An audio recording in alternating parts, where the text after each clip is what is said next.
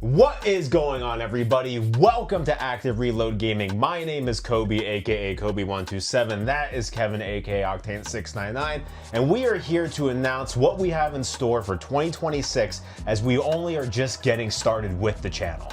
We only just got started a few months back, and we are super grateful and proud to see where we started and where we already ended up at the end of 2025. We were able to have prominent guests on, such as Colt Eastwood, LV1 Gaming, DJ Soda Live, to discuss all things gaming. We went to different gaming events and had live coverage from the venue.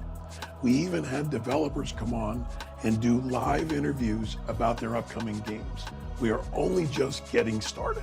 As we arrive in 2026, we're going to be changing the structure of the channel just by a little bit. Nothing too egregious, but there is going to be some notable changes. First off, on Mondays, we're still going to be having the Father and Son Gaming Podcast at our usual time at 7 p.m. Eastern and 4 p.m. Pacific. Now, we're going to be introducing a new gaming news show. We find it very important to break down the biggest gaming news articles from the week, and we also think it's important to highlight what's happening in the industry. To start, we're only going to be having this show bi-weekly. We hope to expand this to every week, but we want to test the waters and see how it's going to go. So expect a bi-weekly gaming news show where we're going to break down the gaming news that we think is important for you to know about at 7 p.m. Eastern and 4 p.m. Pacific on Fridays bi-weekly. Along with that, we will be having more gaming live streams throughout the week, whether it be the father-son or just one of us streaming. Plan to see us play and come and hang out with us. Or you can just watch him during his live streams die a lot and complain that there's no difficulty slider for the games. But all that being said, we are happy to announce we've been talking about it for a while, but we're actually going to be starting the Video Game Book Club of the month. The intent for this is we feel that it is important for people to go back and experience video games that help shape the industry to what it is today. So we're going to be picking a game. We want to play it with our audience at the end of each month. We're going to come, we're going to talk about it, review it, and see how it influenced games that we play today. So stay tuned to the newest Father and Son Gaming Podcast this upcoming month, and we will announce the game that we are going to be playing. Lastly, our website has been updated. We now host gaming articles that you could read, or you could just watch our podcast right from our website. You can also check out our merchandise and our games that we have for sale, or you can head over to our eBay store to look even further. Head on over to ActiveReloadGaming.com. As you can see, we have a very jam-packed 2026 ahead of us, between live conference reactions and coverage as we're going to be there, to more prominent guests coming onto the podcast, to developer interviews, game reviews, impressions, and more. We have such an exciting lineup for you guys coming here. And this is going to be Active Reload Gaming in 2026. See you guys later, and see you on the pod. What is going on, everybody? Welcome to the Father and Son Gaming Podcast right here on Active Reload Gaming. My name is Kobe, aka Kobe127. That is Kevin, aka Octane699. We decided to play the announcement video one more time for all of you, just in case if you didn't see it when it went up on the New Year's. And, you know, as always, Happy New Year to everyone. It's the brand new year. It's the big old 2026. Hope you had a good time spending holidays with whoever it is that you spend the holidays with. So yeah, hope you, as many people say, come in refreshed, feel good. All that being said, Dad, I know I just saw you 2 days ago, but what have you been doing since I saw you? Anything fun? You're muted. I can't hear you. Always do that because you yell at me, so I'm not talking during the whole thing. Actually, playing games. That's what I've been doing since you're gone. Since I dropped you off in Philly on Saturday. Yep. Yeah, and I saw that you were streaming Ghost of Yotei, and I was the one who was able to heckle in the chat for once. So that was an interesting stream to watch, but it seemed like you had a lot of fun, and Bombay was there hanging out with you. Hello to Bombay in the chat. But yeah, we have an exciting lineup ahead for Active Reload Gaming, as you saw in the announcements. Do you have anything to say about that one, Dad, that you want to add on to the video? I'm super excited about the news. Us starting a separate newscast. We got unique graphics made. It's going to look a little bit different than our normal podcast here. And I really like the aspect of the news because you and I both, you know, we're always not just talking about games. We're always talking about the gaming news. So to break that out so that we didn't cannibalize what we love to do here, talking about the actual game, I think that it was just, something that was needed. Start the news, and I'm excited about that. And I hope it goes well enough. We get enough viewers, enough feedback on it that we do it every week. I'd love to do the news every week. Yeah, I feel like 2026 is going to have a lot of news. So it's definitely going to be something that we're going to need to break down as the industry heads into very interesting places. As you know, I do want to tease that next week for the podcast, so we're going to be doing a deep dive discussion into AI. And what that really means, because AI is being thrown around a lot now. And as someone in the tech world, there is a lot to know about, and especially how it's being used in gaming, how it's going to affect you personally, how it's already affecting you. So we're going to have a long conversation about that next Monday. So stay tuned for that, because I think that is going to be a very educational one that people should know about, because it's not only going to affect the gaming world, it's going to affect pretty much everyday life, good or bad. So, but yeah, that's going to be next week's conversation. So yeah, we have a lot of exciting stuff ahead of us. This Friday, we are going to do our first news show. We're going to start bi-weekly, so tune in for that. I expect this week is going to be a little bit lesser of a news cycle, just because it is the new year. However, I do think CES is currently happening, so there might be some things coming out of that might just be like hardware. So going to be very excited to talk about that and see what comes out from CES for the gaming world. But that being said, today we are going to be going over the games that we played over the holiday break. We played a lot, beat a lot. We got a lot to talk about. But before we even get into that, I usually ask, what have you been playing? But that's going to be the whole topic of the show. So I'm going to ask you a very different kind of question, because in the spirit of the new year, in terms of gaming or life, I don't care how you answer this. What is your New Year's resolutions? It's funny, because I did give this some thought, and as I look back on 2025, and again, I mentioned this in other podcasts, like my backlog was it's so big, and I still didn't knock a lot of it out over the holidays as I thought I was. So I think looking at 2026, I really got to get selective of what I want to play.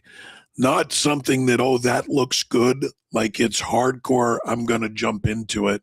The Resident Evil Requiems, the Grand Theft Autos, I got to the E-Days. Like, I got to sit down and say, I know that I don't have the time to do this. There's no way I can let 2026 stack up like I did in 2025 with the backlog. So I don't know if it's a resolution, but I think I need to get more finite on what I want to play and make sure that I play it. So you're going to be purchasing less new games, is what you're saying, throughout 2026? No, I'm a collector. I'm going to purchase them whether I play them or I don't play them. I'm just saying it got frustrating to me when I looked at my backlog and I got these stack of games, and I look at it, and I actually, it made me sad when I think 2025, when I look at gaming, for me, it was a happy year, a great year for me. So I don't want to get that feeling. So to me, I got to put, realistic expectations is what I should say. There's my resolution. Realistic expectations on what games I actually am going to play and finish.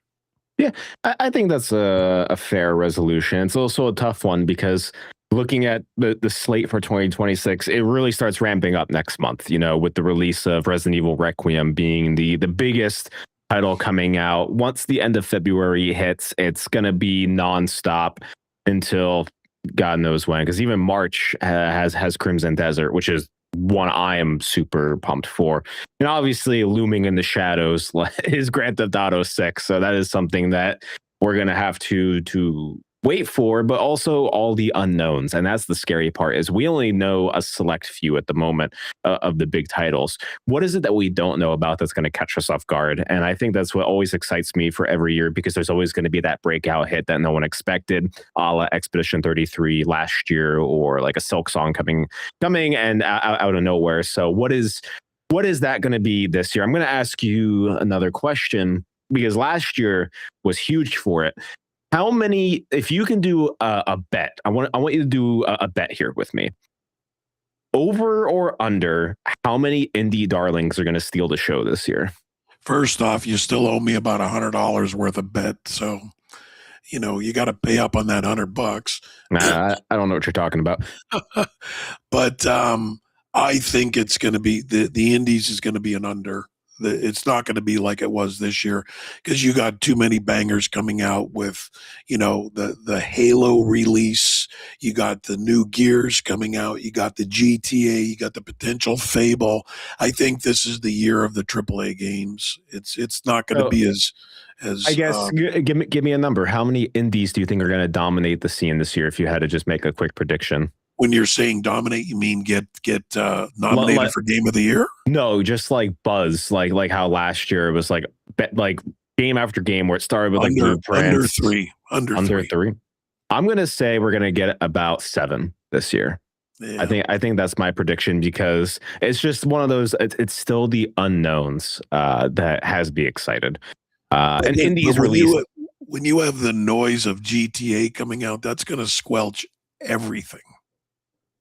Yeah, but even if I was gonna put a prediction out, I don't know if GTA 6 will win Game of the Year this year. That's gonna be my hot take because Red Dead Redemption 2 didn't even take it, which I thought it should have that year.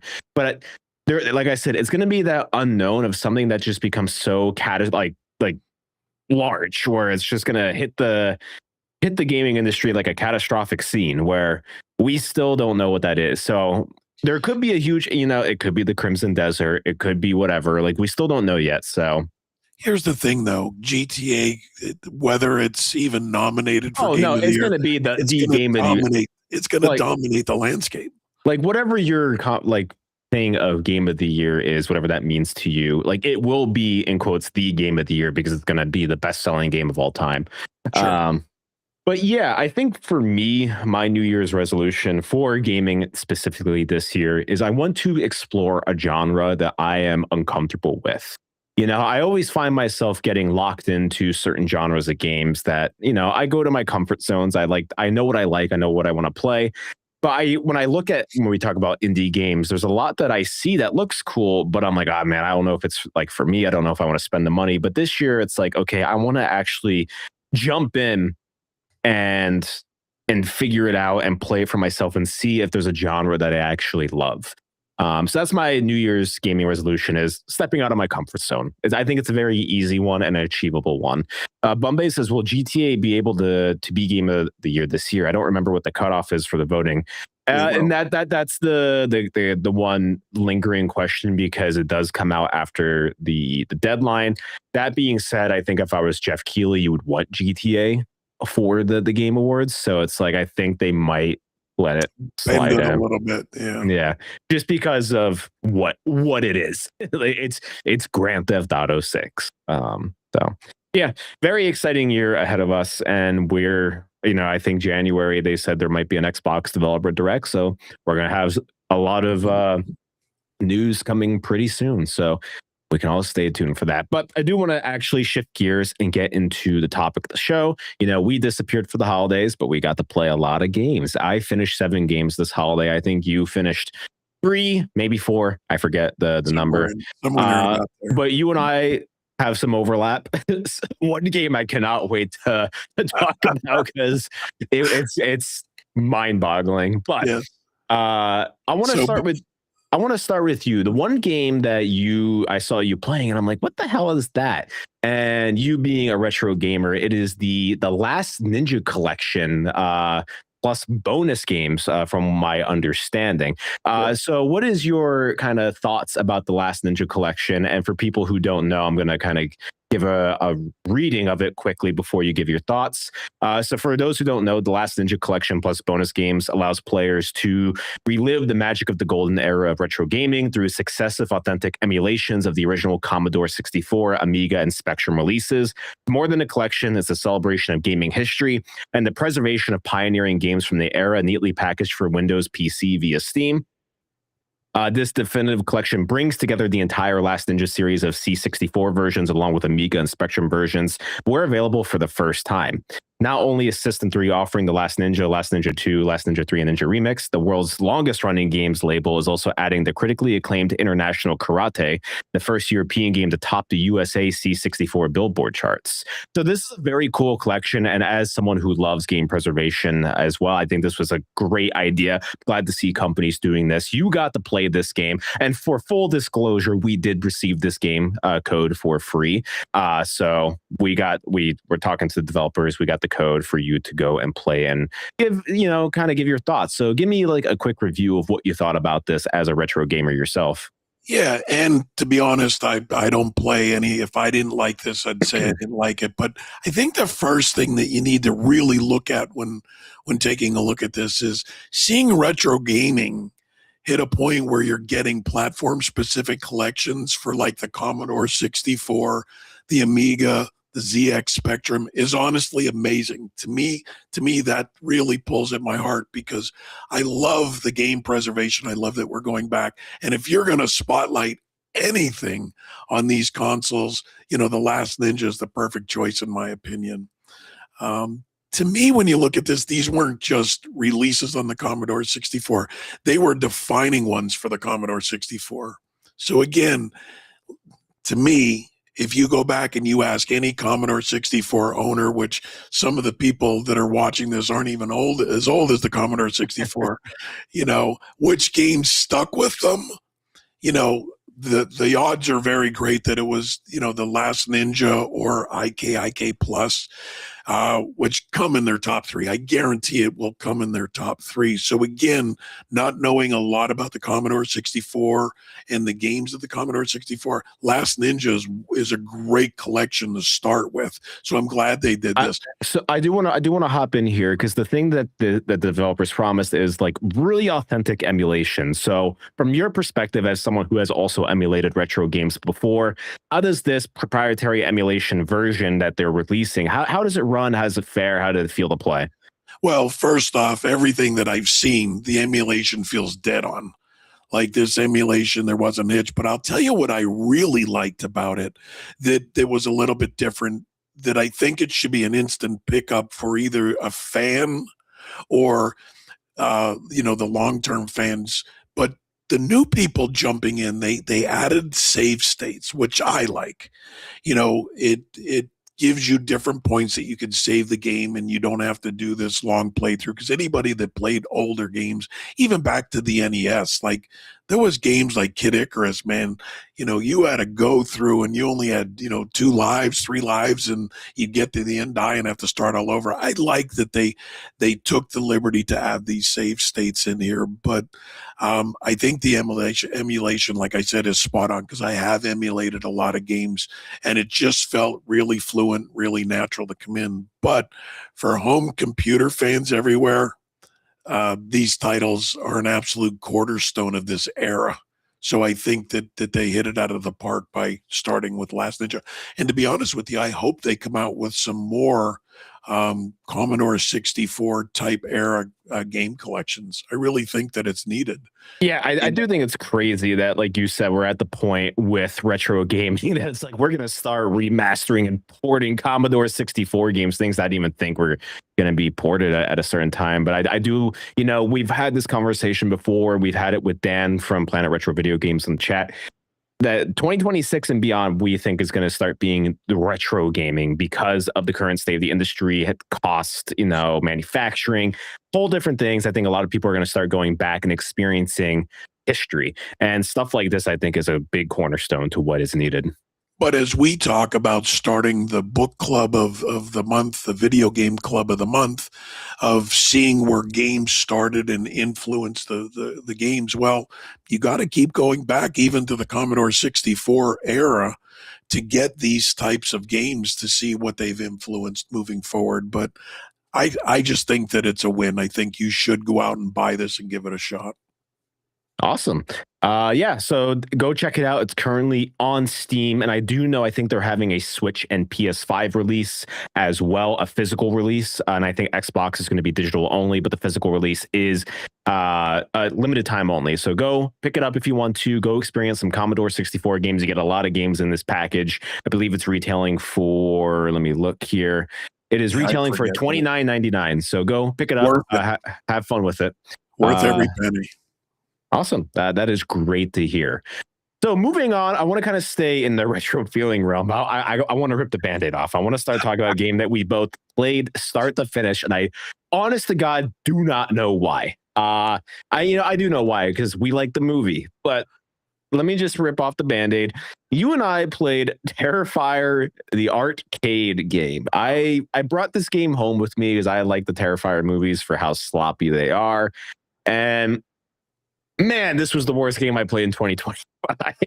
This game was downright poo-poo. Like, it takes a lot for me to not like a video game or try to for me not to appreciate it. Like, there was Terrifier, the arcade game. Visually, I liked. I think the pixel art graphics, the 2D style, the blood, it's all good. I think it definitely has a nice retro feel to it. Nice, what it looks like.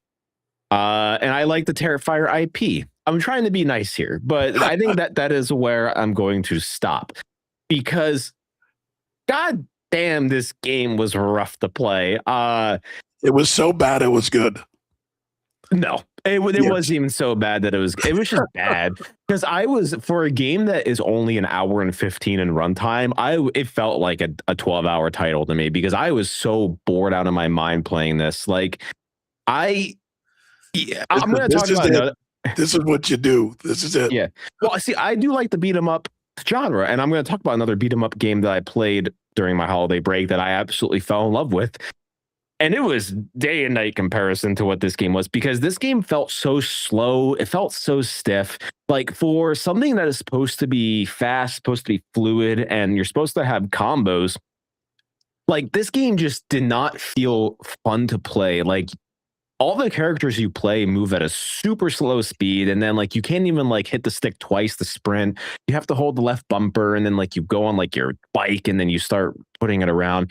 But all that being said, like, I think this was an absolute miss for the Terrifier IP. I think you could have done way more with this as an IP. It definitely feels very cash grabby at a certain point. I do think, I will say, as a physical collector, the physical edition is very nice. They packed it with a lot of great content. There was a lot of love and care put into the physical edition. But the boss fight designs were so uninspired to me. I don't like how they also used AI voices, I think, for the bosses, and I did not like how that felt. I hired real voice actors. It's quick. They only say like 2 lines with the boss fights. It is the same enemy, the same 3-4 enemies over and over again. It gets super repetitive very quickly.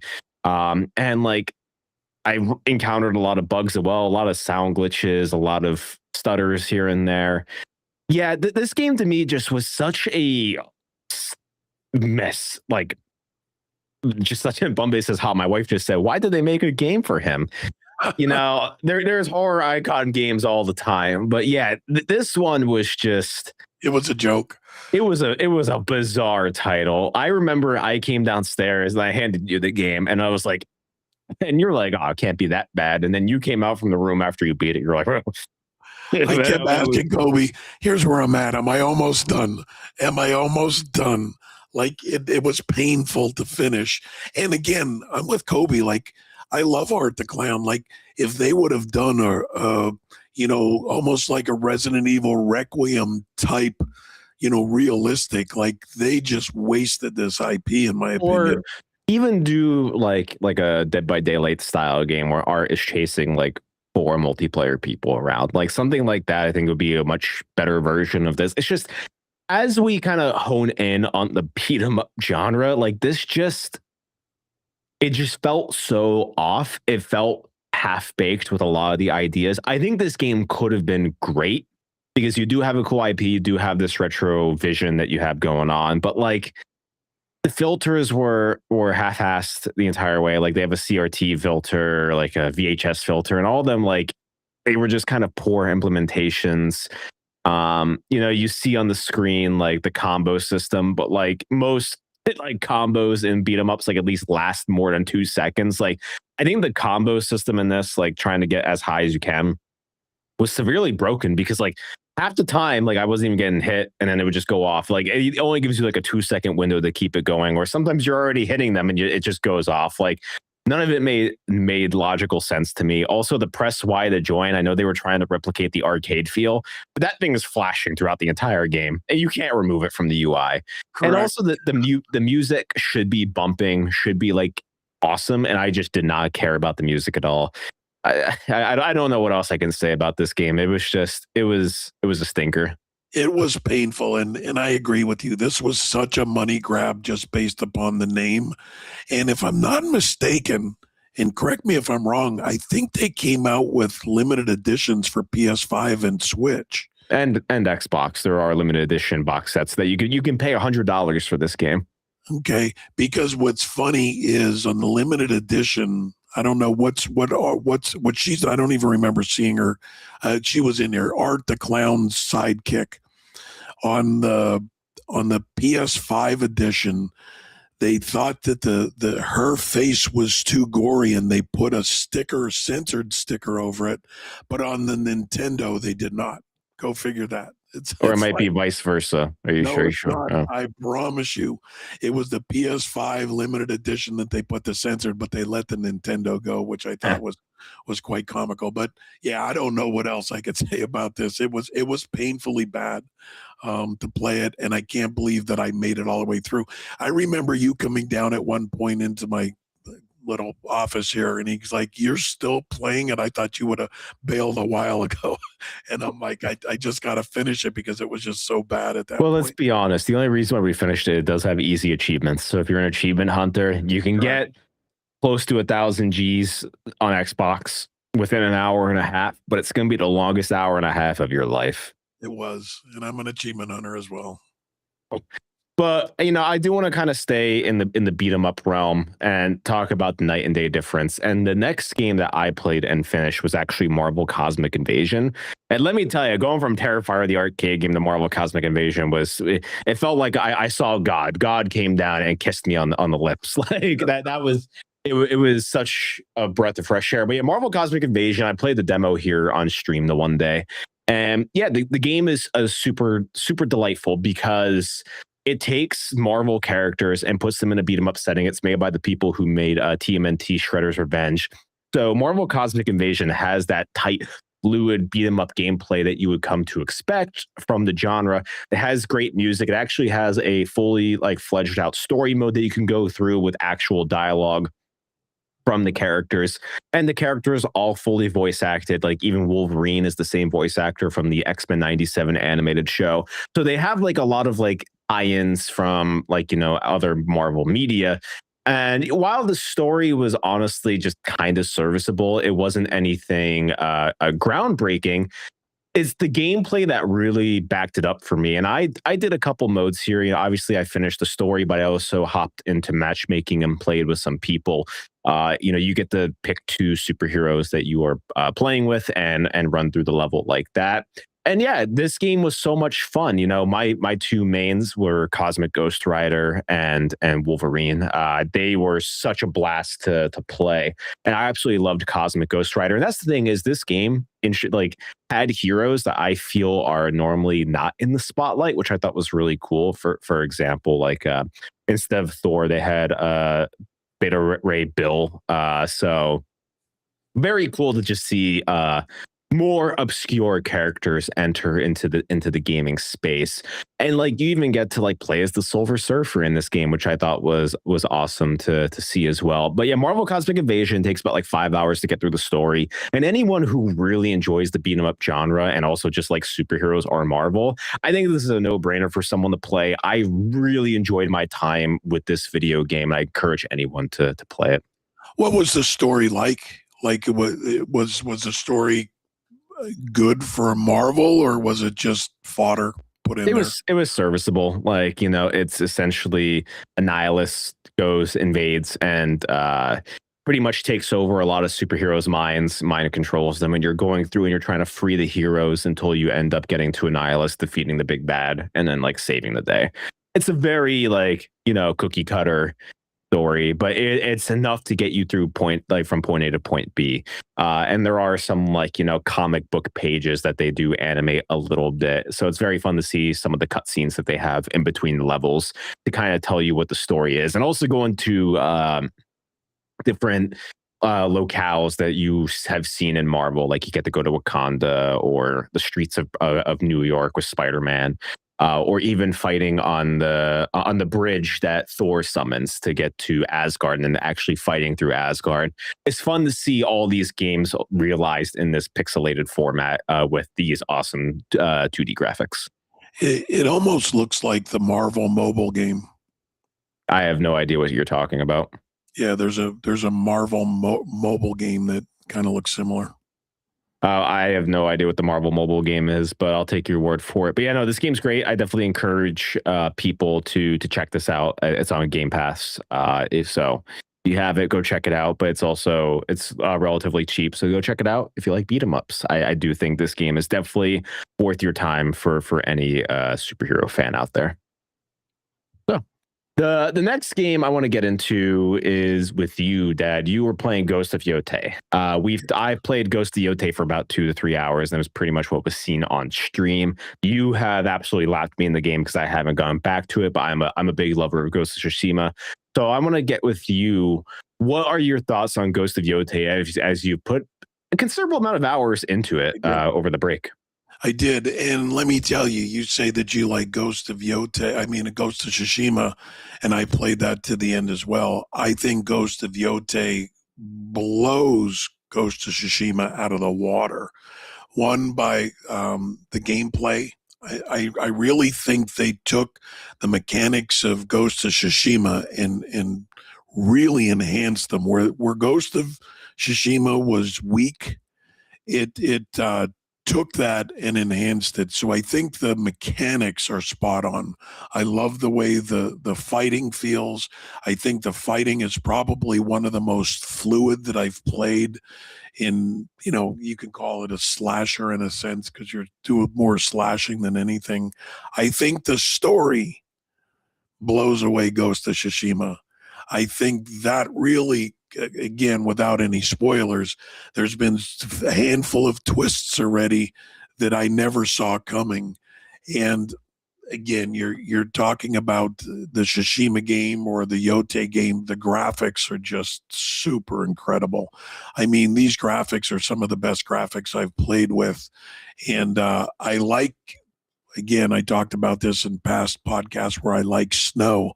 I like this because it takes you from, you're on normal ground where it's green grass, and then you're in another area that it's, Japan with its falling leaves and that feel of Japan that you get, and then you're in the mountains with the snow. I think the newer weapons that they brought into this versus, Ghost of Tsushima is definitely enhancing the way that you play the game. Yeah, I do want to focus on that because Tsushima used the stance system, but you only had your sword, so you like having different weapons rather than stances. Yeah, you have everything in here. And again, I apologize because I don't know the actual names of it, but you got your bow staff with the spike at the end. You have the ball with the chain with the knife on the other end. You get to use a lot of throwing knives. I like it. I like all of the feel that they give you. They give you the big katana, which I probably use the most. You have your regular, you can dual wield 2 katanas, or you can double fist a big katana. I just like the way that it plays, and coupled with the story. I mean, I know this is going to sound bold, but I'm putting this story up there with, The Last of Us type storytelling. As of now, obviously you don't know how it ends, and it could fall apart. Could fall apart, I would say that I'm over halfway done the game. Yeah, how many of the Yotei 6 have you assassinated? I think I'm 3 of them down. Okay. So yeah, you got a considerable amount left because I do know this game is packed with a lot of content in the world. I do want to ask, they do they do get rid of like traditional like quest markers and everything, and like you kind of have to go and seek out like clues and content. I know that that was one of your biggest gripes with Assassin's Creed Shadows was, the ambiguity of what to do. And I know Yote adopts a similar model. Do you like how they do it in this one? It is nothing like Shadows. This you think that it's ambiguity of where you're going, but they still put a yellow dot of what you're doing for the main story. But I can tell you that I've done more side quests than main quests because I just love the game, and the side quests are not crowbarred in where they mean nothing. Do they feel meaningful to They the overarching? 100%, yes, they 100% feel meaningful. I'm a Far Cry guy. I love the Far Cry series, but the problem with that is all the side quests are just side quests. Like they have nothing to do with the story. They just throw them in there to bloat the game. I have not found one side quest that doesn't tie into what you're doing here.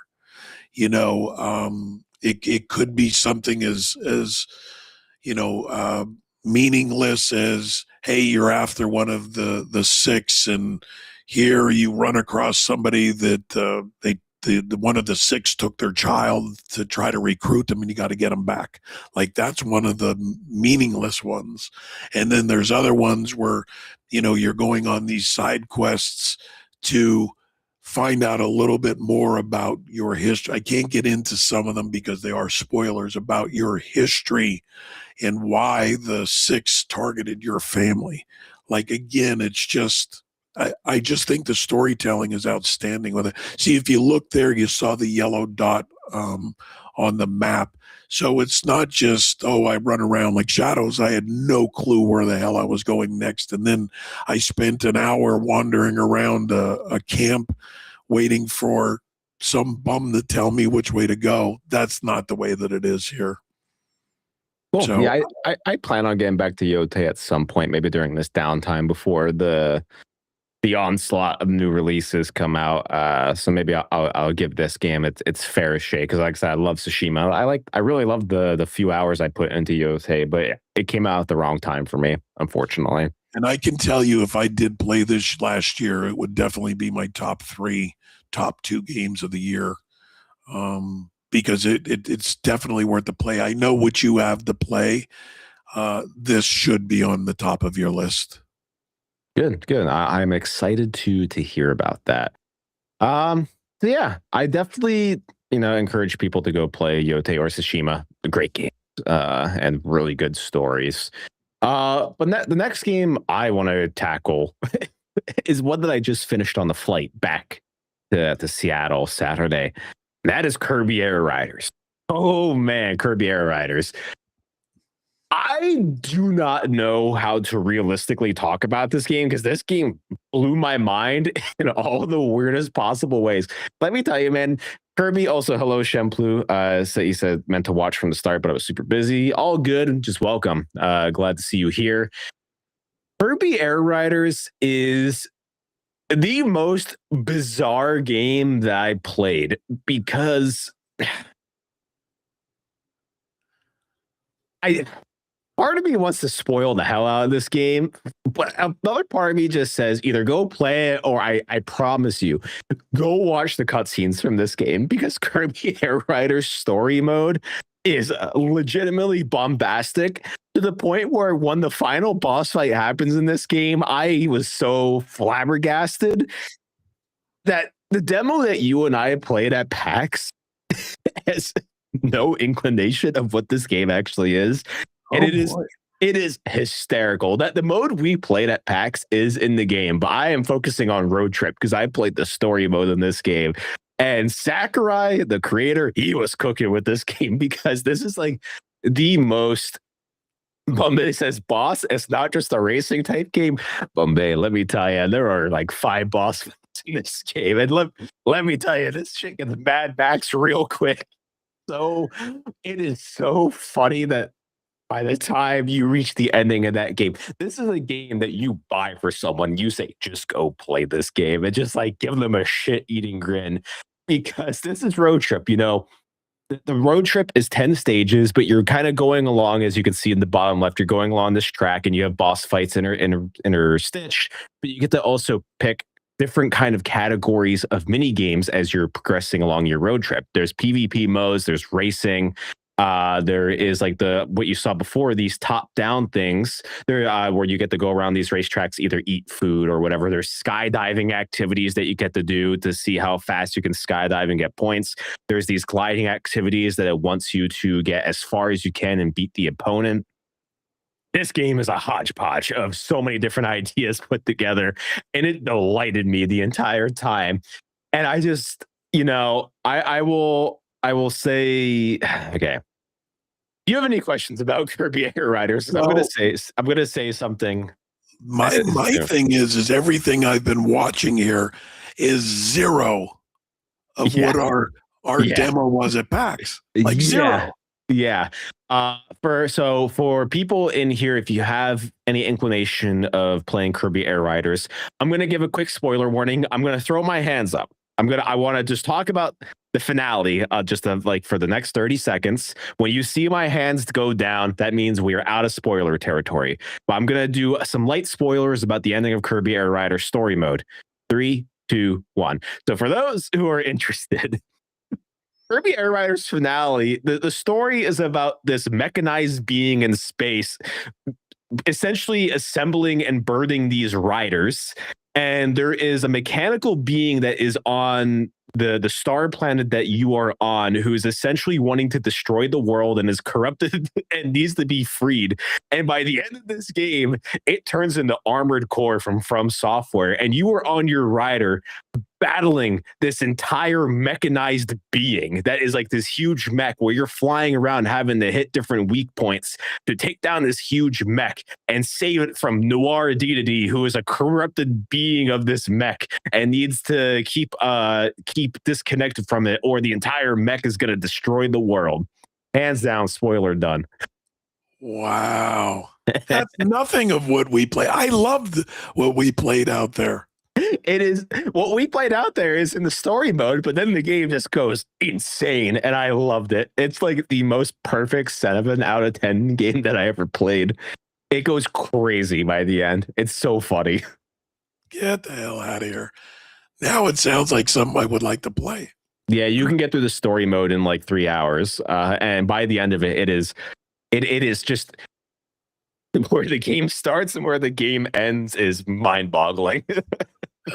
It's awesome. I really enjoyed Kirby Air Rider. Sakurai was cooking. Nintendo gave that man a blank check and said, go cook something up. Before we continue with the rest of the games that we played this break, I want to take a quick word from our website that has been updated. We're going to get some new things going here soon, but just as a reminder, our website does exist. So have at it. Got games you don't play anymore? Turn that collection into cash at ActiveReloadGaming.com. It's fast, it's easy, and you get paid quick. Or if you are looking to buy, check us out on eBay or scroll through our games by console. Find us at Active Reload Gaming. And we're back. The next game I want to talk about is something you and I both finished. One that I really enjoyed. I really didn't talk to you as too much about it, but that game was Terminator 2D No Fate. This was a very late release in 2025. We both got our copies, and I was the first one to play and finish it, and then you played and finished it. I want to start with you.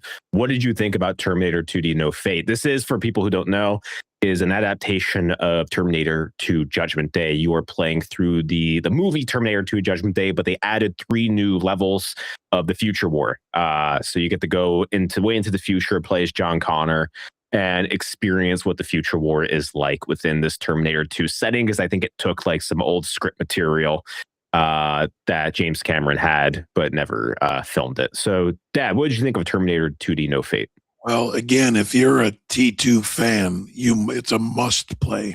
And I'm going to throw and say, even if you're somewhat of a retro fan, you should do this because it mashes it together. But I thought this was the best adaptation of T2 of anything. I had more fun playing this game than I could tell you in the last year of games that really had enjoyment. It wasn't white knuckled. It wasn't something that was over the top hard. It had a couple challenges, but I just thought this was an outstanding game. I love the art style that they did. I loved how they would bounce back and forth from, the current T2 to the future and back. I just thoroughly enjoyed how they put this together. Yeah, I really enjoyed Terminator 2D No Finish. Shemplu in chat says never finished it, working my way through both Hollow Knight games. Incredible games, definitely worthy of your time. But the good thing about Terminator 2D No Fate, one run of the story mode runs you about 45 minutes to an hour, I would say. But the game does want you to run through it multiple times because there is multiple choices and multiple endings. So it is fun to kind of see the different routes that you can go through and kind of see the alternative endings to Terminator Judgment Day. And there's also a slew of other modes within the game. You can do like, I think, boss rush and then like arcade mode and time, like all the modes you would expect from a game of this style. But I fully agree with you. I love Terminator 2 Judgment Day. I think it's one of the greatest sci-fi films ever made. I absolutely adore that movie. And this was such a great adaptation of that story. Going through and playing as, Sarah Connor, going through the events, and then also playing as Arnold, the T-800. And actually, one of my favorite levels in this game, I'm going to see if I can scrub through this video quickly to find it.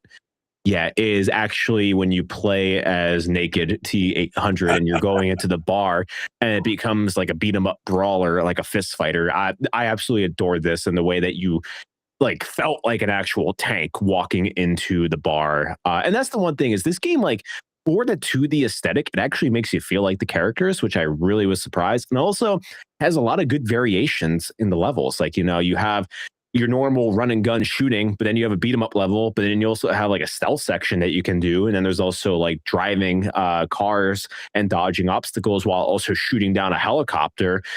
They do a lot of variation for this short 12 chapter game. And I absolutely loved it. Also, with Terminator, the music was absolutely great. I love the music adaptation in this. But yeah, the gameplay itself just feels it felt so great. It felt so fluid. And I really enjoyed what they did with this game. I think it is a must for Terminator fans. Yeah, I enjoyed playing as Sarah Connor. I thought that was really good when she's breaking out of the jail. And I do like the chases, both. Again, it's the movie, so I'm not spoiling anything. When you're being chased down the sewers of LA, the open sewers, on the motorcycle, and then again when you're up at the helicopter, when the helicopter's chasing you and you're in the back of the SWAT team, the SWAT truck, I thought was outstanding. But I loved playing as Sarah Connor. I thought it was just outstanding. Yeah, and it's a game that I kind of want to go back to and experience some of the alternative endings because, like I said, it's so easy to go through. It doesn't take that much time. You can play it over a lunch break if you really wanted to. That's how quick this game is. But there is a lot of replay value behind it, which I also appreciate. But yeah, the graphics in this, the way that the animations were done, how fluid it felt, the combat, everything felt great. And there is some challenge for those who are looking for challenge. They do have 3 difficulties. It all relies on the amount of continues that you have. Like story mode is unlimited, whereas the other 2 is limited continues and enemies are hit harder. So yeah, really, really enjoyed this title and definitely recommend it for any Terminator fan out there or any fan of this style of game. I think it is a must play. So anything else you want to say about it? No, it is a must get. That's what I would have to say to you. Like I'd like to go back as you see the S rank. It's one of those type of games that, it gives you a score at the end of it, and I'd like to go back again and try to get S's on a lot of them. Yeah, for sure. I want to move back to you. I think I covered all the. Is there any other game that you want to mention that you play? Because I know you were playing a couple Game Boy games, even. Yes. This is from my boy out there, Nate, that gave me Pokemon Yellow. I'm still playing it again, just to go back. Hang on, we got to give the viewers a little bit of context. You never played a Pokemon game in your life. This is your first Pokemon game. Nate Edwards always shows up in the chat. a lot, and I think Pokemon might be his favorite thing ever.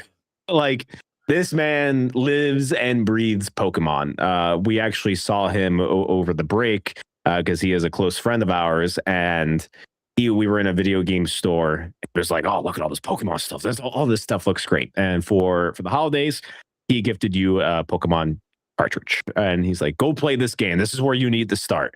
And you've started playing it on your GBA. And again, just because it is Nate and it was gifted to me, I will finish this. But I played maybe about an hour and a half into this. I don't get it. Like, I just don't understand the fascination of the Pokemon. I want you are offending so many people out there right now. I know. That's why I'm trying to be nice and soft, and I'm an old man, so I'm trying to be nice. But that's your New Year's resolution. You're changing your ways. I'm trying to be nice, but I am gonna play through it. Like, Nate told me there's different things, like I have to get this to do this and get this, and he said he'd help me through it. But because it was a gift, I am going to finish this. Bombay says it's a grind game, and Shemplu says some people need to be offended. So it looks like we might have some anti-Pokemon people in the chat. Now, you keep saying you don't get it. Like, what don't you get is my question. I get the game. When I say I don't get it, I don't get this global hype over Pokemon. I don't care if it's the cards. I don't care if it's the games. Me being a game collector, every Pokemon is through the roof. I will say, for me, I've only played one Pokemon game in my life, and it was Pokemon X. That being said, the anime was fire when I was younger. I absolutely loved the anime. I grew up on that. That I never collected the cards, didn't play the games, but that anime, that was a great show. So I do get the hype around the anime, at least. I'm like, yeah, that was a fire. That was fire. Maybe moving into, a more recent Pokemon that does have some anime in it, maybe I would like that a little bit better. But what did we play? What's the most recent one? You and I played the demo for ZA at PAX. Didn't get it. I don't know. Part of it is, though, to be fair, and you know this, I'm not a turn-based guy. Yeah.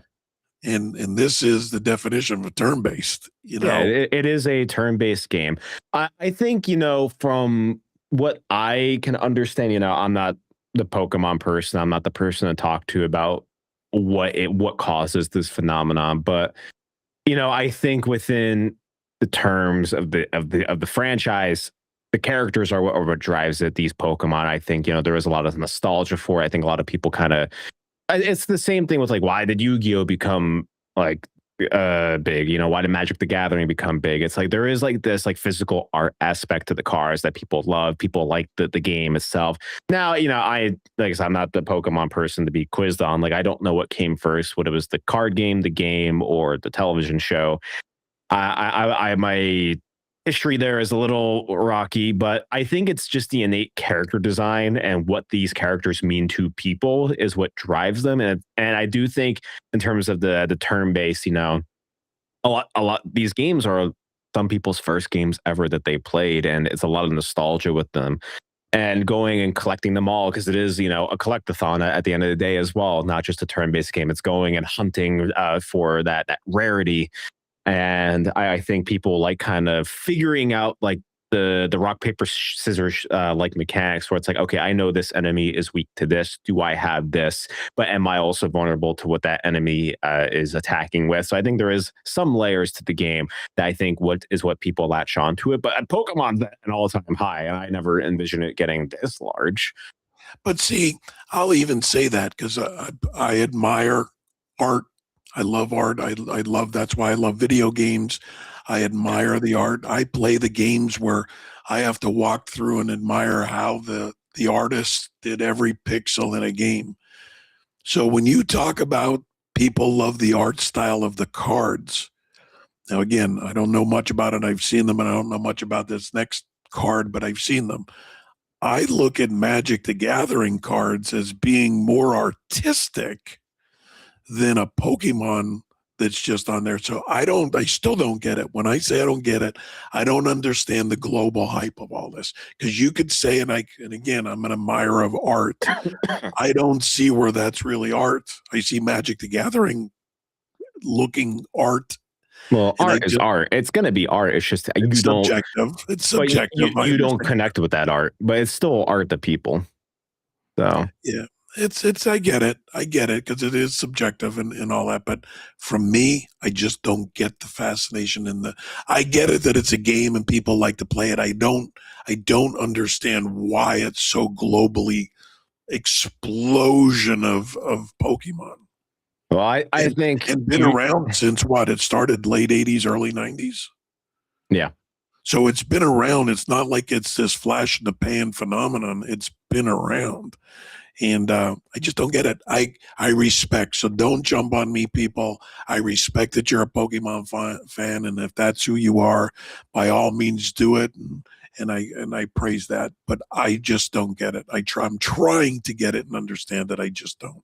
Well, maybe we need to have an episode dedicated to just teaching you about Pokemon, and I'll take a back seat and we'll have Nate host the show and just word vomit at you. He would love that too. Templu in the chat says, always wanted to play Magic. Don't.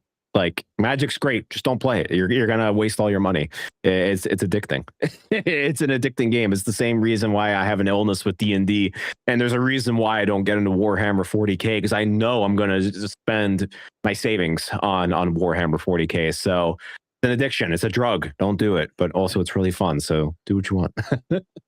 I'm glad you started playing Pokemon. I think just from a gaming perspective and a history perspective, I think it should probably be something you at least try and see if it's up your alley. I will finish it though. But thinking about, Bombay says, I'm going to hide a Pokemon card inside the next console I work on just for you. There you go. Hey, if it's a Charizard, that thing is worth a lot. So make sure you keep that for yourself. But thinking about nostalgia for people, there's a very specific franchise that I grew up on and I have a lot of nostalgia for. It's a game that you didn't play, but you walked into my room and you're like, what the hell are you playing? I'm like, I'm playing a masterpiece in the making. And that was SpongeBob Titans of the Tide. I fully finished the game. Now, I have been on the podcast before, and I've said I think Battle for Bikini Bottom is one of the greatest platforming games of all time. I will stand by that. I love Battle for Bikini Bottom. Even the remaster was great. Titans of the Tide came out 2025. I wanted to play it, but just didn't get the time. So over the holiday break, I'm like, I'm going to sit down, I'm going to play it. 100% of the game. I did absolutely everything in it. And, it's a great game. I think it's not as good as Battle for Bikini Bottom, and I think there is some jankiness to Titans of the Tide, but it definitely embodies the SpongeBob spirit and that kind of acid trip like humor. I'm gonna play this in the background. One of the greatest scenes from Titans of the Tide, which is a David Hasselhoff music video. That you can get, because you get to collect these TVs throughout the game, and it's the Hoff giving you wisdom. But yeah, this game is so inherently SpongeBob. I do think the story is quite funny. The hook of the game is the Flying Dutchman and King Neptune, they're at war with one another, and they pretty much blow up Bikini Bottom, and it becomes fragmented. And SpongeBob and Patrick essentially become ghosts, but they have their BFF rings that can swap on the fly between who is a ghost. And that being said, I think it's a great gameplay mechanic. They have some really fun puzzles and combat mechanics that you can do with it. I think as a SpongeBob fan, it was a delight. I love seeing all these characters. I like having all the callbacks to previous episodes. Like one of the side quests they get to go on the game is finding chocolate for the man who screams chocolate. Like, there's also Squilliam Fancy Son that you get to go find him fancy things for at Neptune's Palace. Yeah, I think, as a SpongeBob fan, I liked all the callbacks. From a gameplay perspective, it was good.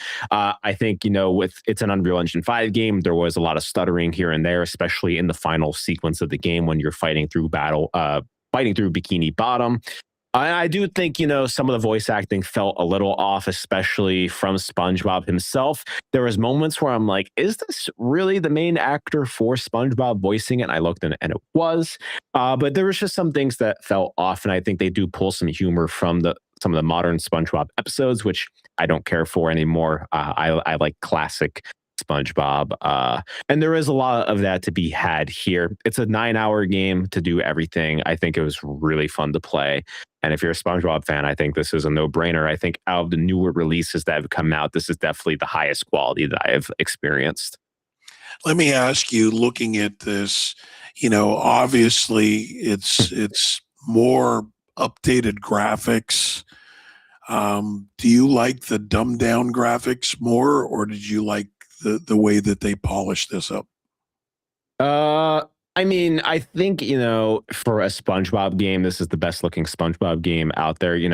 Well, you and I had the conversation, funny enough, about the new movie, and I'm like, I don't like how the new movie is what the graphics look like in the game. I like the 2D animation rather than the 3D animation. But for a game, it makes more sense for it to be the 3D animation. And I think the graphics look great. I think it matches the aesthetic of Bikini Bottom that I feel it should with a modern lens for the gaming space. So I liked it. So you like the graphics off of this game more than Bikini Bottoms? I mean, you're talking about a GameCube game versus a PS5 Xbox Series X game. Obviously, it's going to look a lot better, but there is still a charm to be had with some of the classics. Well, looking better, we know it's going to look better. It's running on Unreal Engine 5. But my question to you is, do you like the aesthetic of the GameCube better than the Unreal 5, or do you like the Unreal 5? I am quickly pulling up a video for myself of the OG Battle for Bikini Bottom. It's different. Yeah. I think I like the older style better a little bit more as I look at it. I think it definitely embodies what the characters looked like in the television show and kind of more of their mannerisms. But like I said, I think this newer game is pulling from the newer seasons more than the older seasons, so it's keeping in line with that. So it's just a personal preference at that point. Sure. It's a game that I would love to play. This is back to my resolution, like 2025. It's on my playlist. I don't know that I'm going to get to it. That's where the resolution for 2026 is: be more realistic of what I'm going to play and play it. Then I don't have the regrets. Yeah. Cool. Was there any other games that you played? If not, I'm going to rapid fire my next two. I don't think there was. Not that I can recall. Okay. The next game I want to talk about is a game that I know a lot of people were excited for. We talked about it on the podcast once, and that game was Routine. It was a new space sci-fi horror game that was coming out, and the game was good. I enjoyed it. It was about a 3 to 5 hour game from what I played, and it has heavy Alien Isolation vibes. I think this game definitely lives and dies by its atmosphere. I think that's the thing that it has going for it the most. I really like the 80s VHS aesthetic that the game had going for it.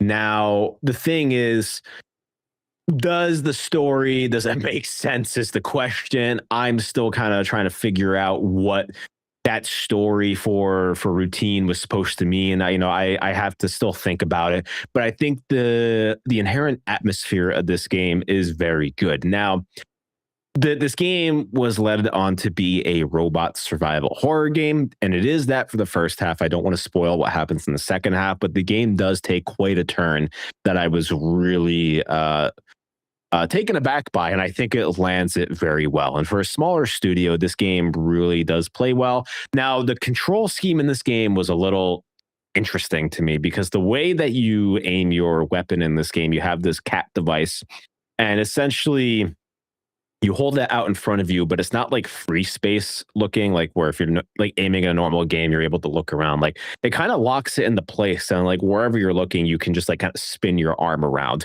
which was what I thought was an interesting thing. And you're looking through the screen of the cat device, and it has like that old like framey kind of view, so you kind of have to like really be like accurate with your shots. I also liked how the world was and how you interacted with it. I am a sucker for any UI that is within the world. I like diegetic material. Dead Space, I think, was one of the best examples of that, where, ammo counters are on the gun, your health is on your back. Everything here is diegetic. There is no UI to the game, which I absolutely love. Now, the thing with Routine that might get people under people's skin is, There is no direction in the game. Like, you are forced to figure it out, and I really enjoyed that. I like being able to sit down and trying to figure out everything, and I really enjoyed that aspect of this game. But some of the puzzles can get a little complicated, which I really like. Like, this is not a straightforward game. It's very ambiguous with what it's telling you and what to do. And I enjoyed that aspect and challenge of it. The other thing is that I really enjoyed, you can't just brute force your way through puzzle solutions by looking them up online.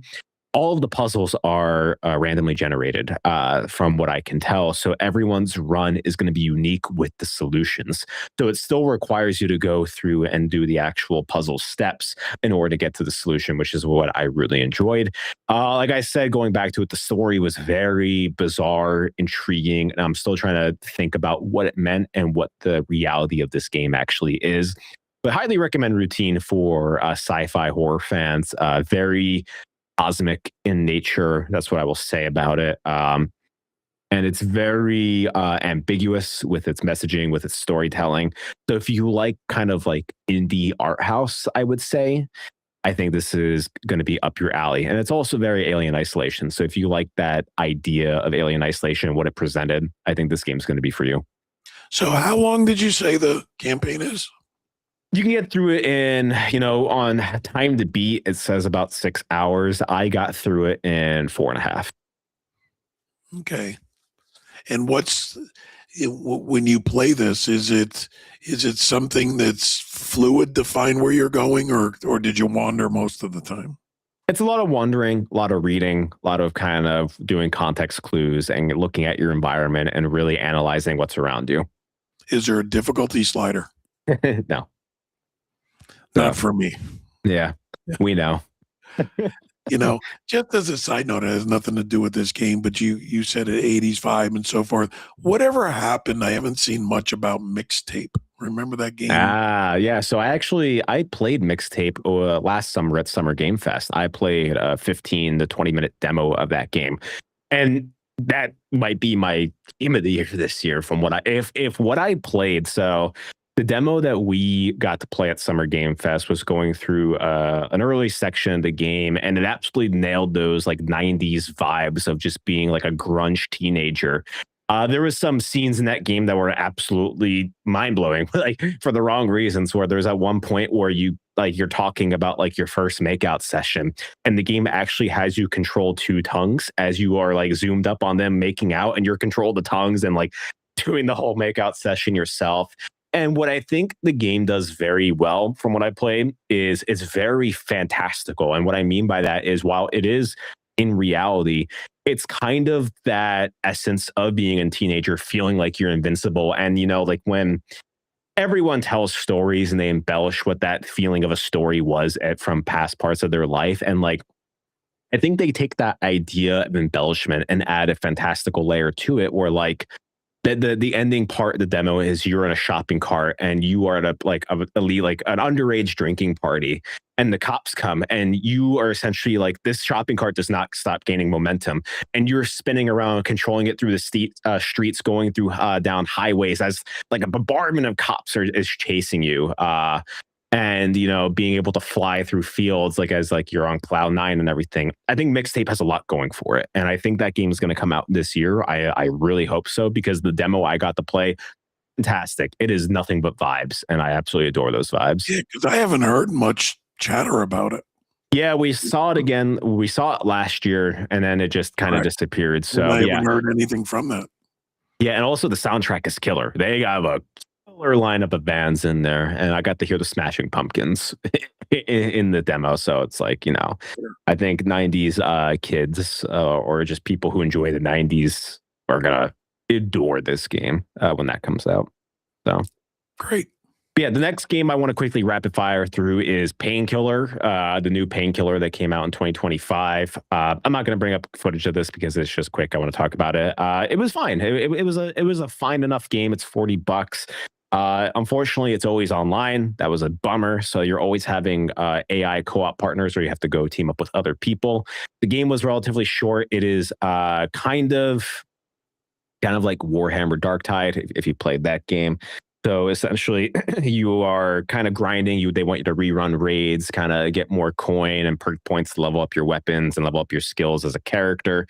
But the level design, I think, was smart. The gameplay itself was very fun, fast, and fluid. It definitely had that Doom-like aesthetic going on. So if you like fast first-person shooters and you have, some time to kill and you want to play something with your friends, or if it goes on a sale, definitely recommend Painkiller. I had fun playing it, but I don't know if I would go back to it unless if someone else was going to play it with me. I don't see myself going and rerunning the raids after finishing it. So perfect. Yeah. So that's what we did over our holiday break. Played a lot of games and then watched Stranger Things for television fans out there, and watched the finale. And Kobe and I took a road trip down to Micro Center. Yeah, so I'll quickly, hopefully nothing gets screwed up here. I'm unplugging my keyboard. I did a big thing. I made this keyboard. It is all Godzilla themed. It is a nice heavy duty aluminum chassis. Let me see.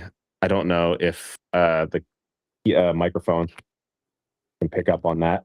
No, they're butter though. They are butter. It is a very creamy noise. I love these switches. I love this keyboard. This is my favorite keyboard that I ever invested in. So that was great. Yeah. And I ended up picking up a 5080. I wanted the 5090. I was pushing for it, but when we got down there was two of them that they had in stock, and with taxes, they would have been both. They would have been around $4,000. So I settled for a 5080, and I'm happy with it. Nice white aesthetic, and it goes nice with my computer I built. So I'm happy with the 5080. So we had a good time, father-son trip down the Micro Center, and after that, we went out retro video game hunting after that, and went to Planet Retro, favorite place down in Quakertown, and then we met Nate at another one further down towards Philly. So we had a good time. Yep, it was a great time, and if people didn't catch on, my keyboard has Godzilla keycaps on it, so big Godzilla fan, obviously. So wanted to get that on here, but yeah. Great time, and I hope each and every one of you in the chat had a great time, a great holiday with the family or friends or whoever you spent it with, or if you spent it by yourself, that's also great. I hope you had a great time and relaxation and got to do what you wanted to do. But yeah, that's pretty much it. The new year, we're excited, and we have a lot of stuff going on.